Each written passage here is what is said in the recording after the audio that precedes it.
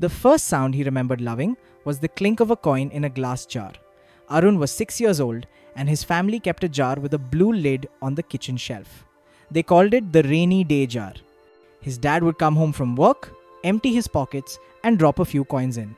The jar made a bright, friendly sound, and it made the room feel safe. His grandma would smile every time she heard it. That sound, she would say, is the sound of tomorrow being a little less scary. The jar was not big. It did not look like wealth. It was clear, common glass, with a lid that sometimes stuck and had to be turned twice to open. But to Arun, it felt like magic. When the power went out one summer and the fridge stopped humming, his dad opened the jar. He counted coins on the table, one by one, and said, "This will do." He walked to the store and came back with 2 big bags of ice. They saved the food. The jar had saved the day. That night, they ate cold mango and laughed. Arun watched his grandma fold the empty bags neatly as if they were precious. She looked at the jar, not empty but lighter, and patted it like a friend. "We'll feed it again," she said. Arun learned something in that small kitchen. Money was not only for buying things, it was for buying calm. It did not just fill a house with objects, it filled a home with time and options. He didn't have the words yet, but the feeling was clear. Money was a cushion for the heart. He grew up in a neighborhood where some homes had 2 cars and some had none. Some houses had loud televisions and soft carpets. Others had quiet radios, cracked paint, and warm soup. He noticed early that the feeling inside a home had little to do with what stood outside the door. His friend Meera lived in a small apartment with old furniture and fading curtains, but there was laughter in every room. Her parents saved quietly. They said no to many things, and somehow the no felt gentle in their mouths. Another friend, Kabir, lived in a house with a large new screen and a shiny car in the driveway. It looked impressive from the street. But sometimes, when Arun visited, voices rose behind the closed bedroom door. Words like bill, due, and next month floated down the hall. One day, as they played in the afternoon light, Kabir's mom smiled too brightly and offered them cake. Her hands trembled as she cut it. Arun did not know why he remembered that detail, how the knife shook, how her smile seemed pasted on, but he did. When Arun asked his grandma about it, she poured tea and thought for a while. "People look at the same world and see different things," she said. "They live different lives, so they make different choices. No one is crazy. Everyone is trying to feel safe. Everyone is trying to be okay." She told him stories about the past. Her father had lost his job during a slow season and learned to fear empty cupboards. He saved every rupee he could, not because he was greedy, but because he remembered the sound of a cupboard door opening to show a bare shelf. An uncle had bought land when prices were low and believed for the rest of his life that land was the only real shield. A neighbor had watched a small shop become a big business and carried forever the belief that risk, handled well, was a friend. "We carry our stories like secret maps," she said. "They lead us to our choices. Be kind when you think about other people's maps. They are walking through different weather." Arun began to understand that money was not only about numbers, it was also about feelings, old memories, and the weather inside a person's chest. He grew taller and started to work part-time at the bookshop down the road. He liked the way the store smelled, like paper and dust and a little ink. The owner, a kind woman with quick eyes, paid him a small wage to shelve books and pour tea for customers. On the day he received his first pay, the notes felt crisp and proud in his hand. He thought about shoes, new ones, white, clean. He thought about a phone with a smooth glass face. He thought about eating pizza with friends and paying for everyone, just once, to feel the light in their eyes.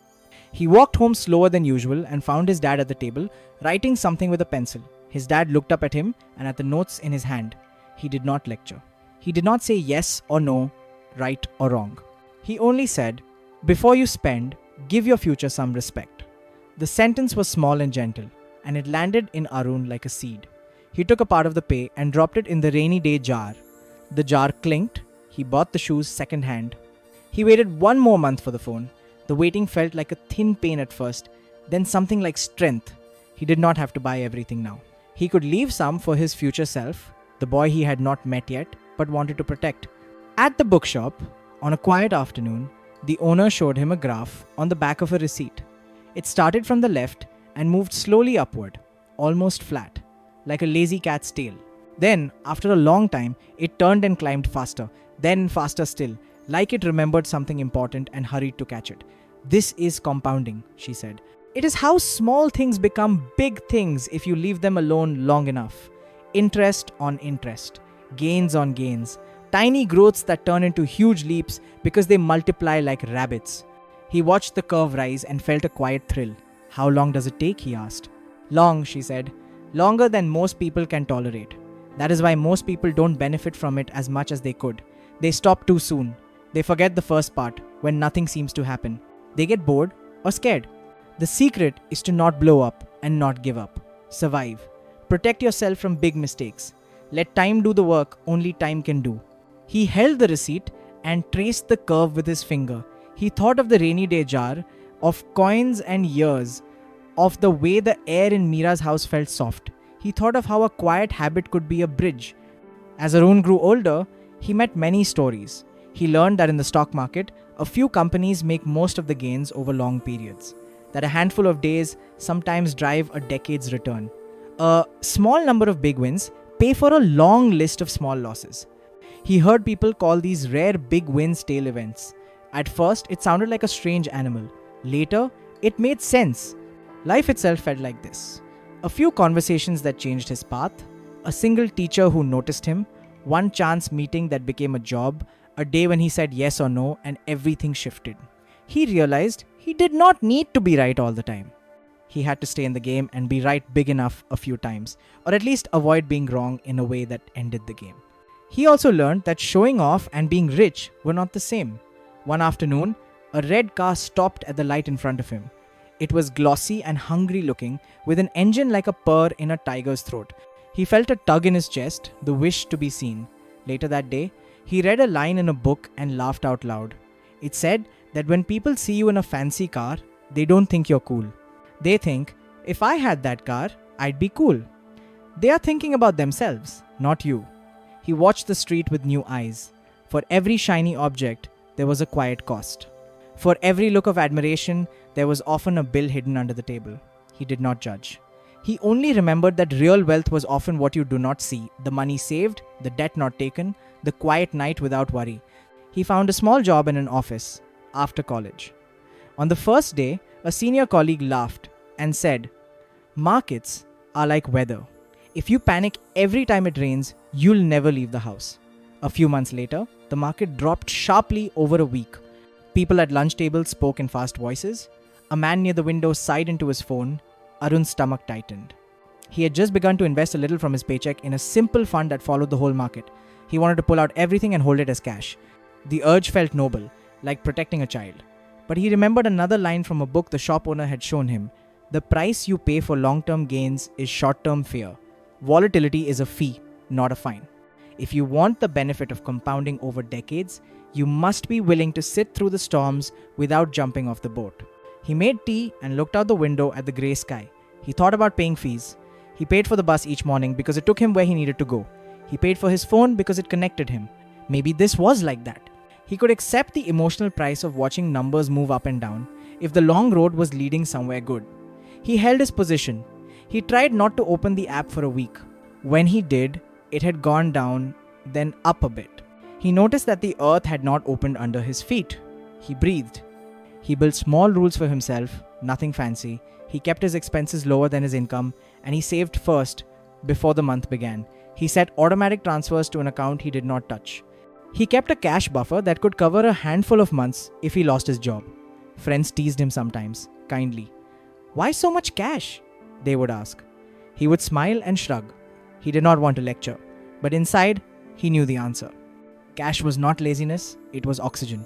It let him breathe when the room felt tight. It gave him the power to wait, to say no when he needed to say yes when a chance came. It bought him time, which he now understood was the finest thing money could buy. When a friend bragged about a quick profit made from a clever trade, Arun felt the familiar tug. It was a thin, sharp feeling, like a thread pulling at his sleeve. He would listen and nod. He would say, "That's great," and he would mean it. But he would not copy. He reminded himself that everyone played a different game. Some people traded for the thrill, some needed money next month for a down payment. Some were investing for 30 years so they could work less when their children were 10. The same stock, the same news, meant different things to different people. You could not copy another person's actions if you did not share their goals, timelines, or fears. He told himself this quietly so he would not forget. Comparison was a trap. Envy was a liar. The only person he needed to outdo was the younger version of himself who did not yet know what he now knew. Life offered him small lessons about luck and risk. A kind and brilliant colleague lost his job when the company cut a whole division. Another friend bought a tiny apartment on the edge of the city, and a new train line planned years before suddenly made it valuable. One day, he congratulated the friend, and the man said, "I knew it would go up." Arun smiled and thought to himself, "You were smart, and also you were lucky." He told himself to be generous when judging others, to remember the role of luck in success, and to be humble about his own wins, to remember the role of risk in failure. Luck and risk were twins. They showed up hand in hand, often in the same room, wearing different hats. His life changed in other ways too. He fell in love. He married a woman named Sanya, who loved books and long walks and had a laugh that made strangers turn and smile. She taught music to children and came home with glitter on her clothes and stories that made him hold his chest. They rented a small apartment with windows that looked out at trees full of birds. They kept 2 jars on the shelf, one with the blue lid and one with a red lid. The blue lid was for safety, like it had always been. The red lid was for joy, for small trips, for a dinner with friends, for gifts that made their days warm. They would drop coins in both and sometimes say, "For tomorrow," and sometimes say, "For today." Balancing those 2 jars felt like balancing on a beam. It was not science, it was a feeling. Some months they stumbled, some months they flew. The jars made little music in the kitchen, a 2-note song that followed them through the seasons. On their first anniversary, they took a bus to the sea and ate fruit on the shore. He brought a book with him because he could not help it. He read about a man who had everything and kept risking it to get more, until a single mistake took everything away. The lesson was clear as salt on his tongue. Never risk what you need for what you want. The sentence felt like a lighthouse in his mind. He wrote it on a paper and taped it to the inside of their cupboard. He looked at it often, without quite looking, the way you glance at your keys before you leave the house. They had a daughter, and the world changed shape. Sanya painted the nursery a soft color and sang songs every evening. They made a new jar for their child, and the first time she dropped a coin in, the sound made her jump and giggle. Arun told her stories about the jar, the day the ice saved the food, the way a small plan saves a big day. He taught her that money was a tool, like a hammer. It could build a house or break a window. The difference was not in the hammer, but in the hand that held it. He taught her to say thank you to shopkeepers, to wait a little for what she wanted, to take care of her toys so she would not have to replace them too soon. He did not want to burden her with worry, but he wanted to give her a map. He wanted her to know that peace of mind was worth more than any shiny object on a shelf. There were storms, of course. There always are. One winter, a pipe burst in their building. Water ran down the walls and into sockets, crackling like a bad joke. He called the plumber and they worked late into the night. The bill hurt. He felt the sting in his chest, but he paid it from the buffer, and the hurt did not turn into fear, and the fear did not turn into anger. He did not snap at his wife or his child. He did not pretend he could not afford to fix it.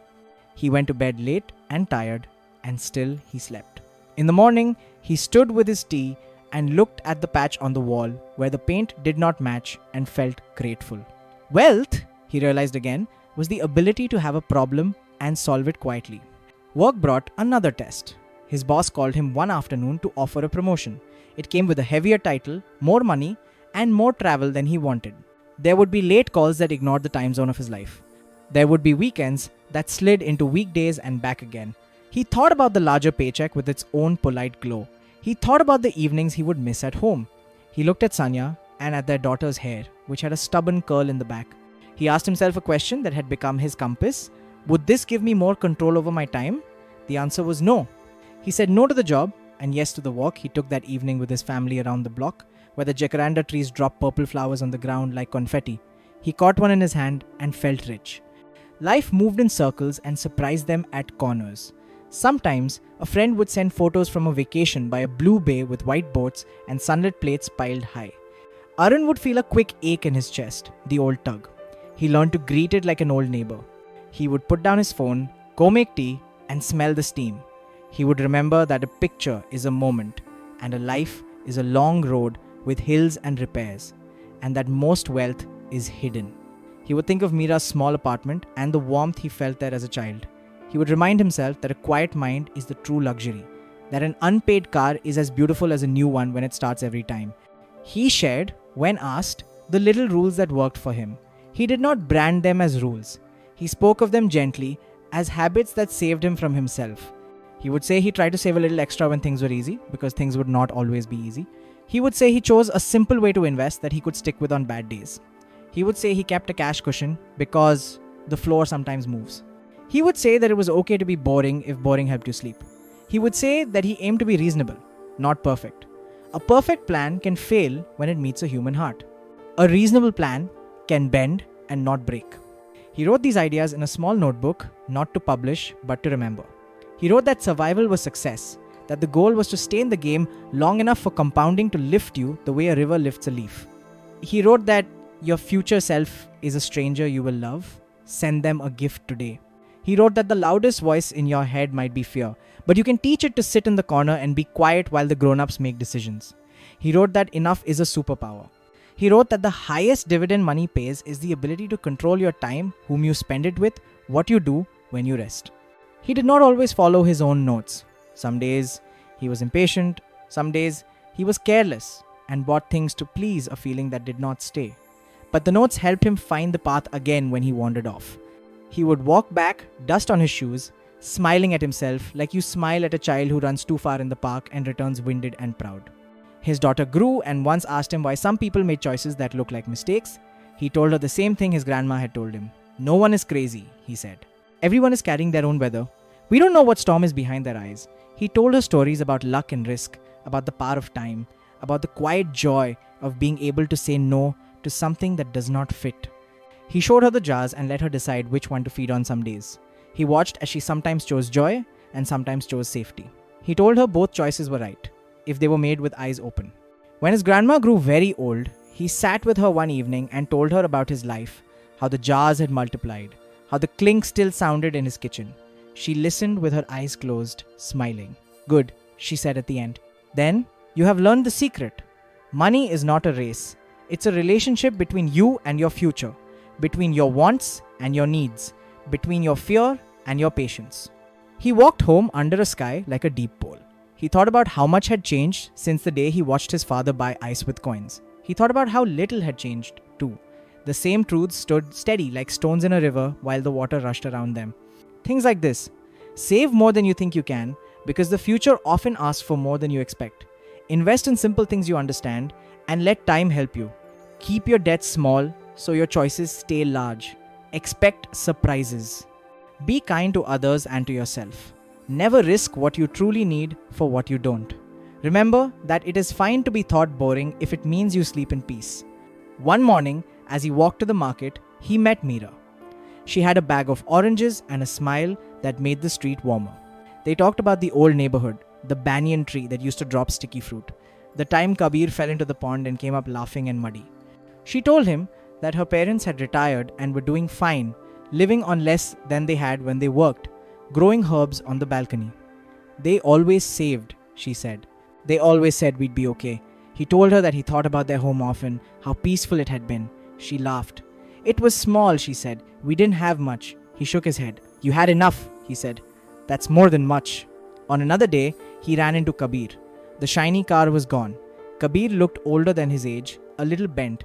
They sat on a bench and talked. Kabir told him that money had come and gone in waves. There had been years of plenty, glittering and loud. There had been years of bills that piled up like stones. He said he was tired of the loud years. He said he wanted quiet now. Arun shared his own small ways and did not pretend they were easy. Start with one jar, he said. Feed it before you feed the fear. Kabir nodded and looked at the sky. I wish I had started earlier, he said. The next best time is now, Arun said. They sat a while longer. A child on a scooter zipped past and almost fell, then didn't. They both exhaled at the same time and laughed. Arun's work changed as the world changed. New tools appeared, new ways to gamble, new ways to save. People sent him messages asking what he thought about this coin or that innovation. He kept an open mind, but also a filter. He remembered that saying yes to everything meant building nothing steady. He remembered that the most dangerous risk was the one that could end the game: too much leverage, too much promise, too little margin for error. He built his choices around the idea of survival. He allowed himself to be surprised by good things and protected himself from being destroyed by bad things. He chose to be uninteresting in public and happy in private. When he turned 40, he wrote himself a letter. He wrote that he had learned to admire boring, compounding, overexciting headlines. He wrote that the people he wanted to be like were those whose days seemed gentle, not those whose pictures caused a sigh. He wrote that most of the joy in his life came from things with no price tags: breakfast with his family, a nap on a rainy afternoon, an old book with notes in the margin. He wrote that money did not make those things, but it protected them from being stolen by panic. He thanked his younger self for feeding the jar. He forgave his younger self for the times he did not. Years kept passing, as years do. His hair turned a little grey at the temples. His daughter grew into a person with her own map, her own weather. He watched her make mistakes and did not rush to rescue her from every small storm. He believed in the muscle you build when you solve your own small problems with your own hands. He did not want to raise a child who could not feel the weight of a coin. He kept teaching the same simple ideas to anyone who cared to listen. He taught them like one friend sharing a path with another in a forest. He said that financial success was not mostly about knowledge, it was mostly about behavior. He said that behavior could be shaped by stories, by surroundings, by habits. He said to build a life with low fixed costs so you could change directions if you needed to. He said to expect recessions and job losses as a normal part of a long life. He said that if something is fragile, don't lean on it too hard. He said to respect the role of chance in your life story. He said that if you feel envy rising, go take a walk. He said that a budget is not a punishment, it is a map you draw so your feet know where to go. He said to leave room in your plans for surprises, both good and bad. He said that if you can choose work you would do even if you didn't need the money, because then money becomes the wind behind you, not the rope pulling you forward. In the end, the story he told himself about money was small and clear. Money was a tool for building a life with fewer emergencies and more choices. It was the note he left for his future self saying, "I thought of you." It was the space between impulse and action. It was the right to own his morning. It was the distance between fear and peace measured in coins and years. On a late afternoon, when the light made the floor look golden, he stood in the kitchen and dropped a coin into a jar. The sound, that simple clink, carried across decades and rooms and faces. It reminded him of his grandma's hands, of his father's tired smile, of the bookshop's dusty air, of the sea, of trees dropping purple flowers, of pipes and plumbers and patience, of small joys, of quiet choices, of the wide, generous work of time. He looked at his family and felt the room steady around him. He did not need to measure his life in likes or labels. He measured it in calm hours and honest work and the ability to say no. He measured it in the way he could sit at a table with people he loved and not look at the clock. He measured it in the way he could go to sleep and, most nights, sleep through. The jar was never full for long. It was not meant to be. It was meant to be fed and used and fed again. It was meant to make a friendly sound in a kitchen that had seen both laughter and worry. It was meant to remind him that enough was not a small word. It was a wide one, with room to stand and breathe. If you had asked him on that golden afternoon to sum up his understanding, he might have said this: money is a story we tell about our future. Tell a kind story. Tell a patient one. Make room for rain. Make room for sun. Save for no reason you can see today, because tomorrow will have reasons you cannot imagine. Invest in simple things that let you sleep. Expect storms. Don't be surprised by surprise. Be gentle with yourself when you stumble. Keep going. In the end, the best thing money can buy is the grace to live your life on your terms, with your people, in your time. He dropped another coin into the jar, not because he had to, but because he wanted to hear that sound again. It rang out, soft and clear, and disappeared into the quiet, like a promise kept.